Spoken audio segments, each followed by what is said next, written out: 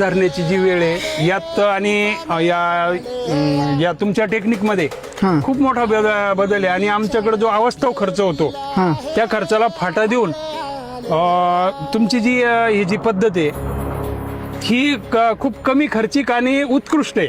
आता आम्ही इतका खर्च करून पण ही जी आज सेटिंग दिसतीये इतकी सेटिंग आज आमच्या भागात नाहीये, किंबहुना याची अर्धी सेटिंग आहे. आणि हे बघून आणि ऐकून खूप समाधान वाटलंय का आपण उगाच अवास्तव शेतीमध्ये खर्च करतोय आणि त्या प्रमाणात आपल्याला उत्पन्न भेटत नाहीये.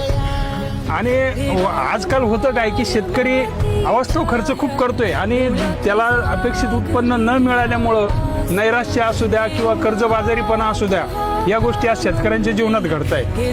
तर शेतकऱ्यांनी मला या बागेला भेट देऊन आणि या व्हिडिओच्या माध्यमातून शेतकऱ्यांना, आपल्या शेतकरी बांधवांना हे सूचित करायचं आहे का शेतकऱ्यांनी नवीन टेक्निक आणि कमी खर्चात कशी शेती करता येईल हे आत्मसात करून आणि शेती केली पाहिजे.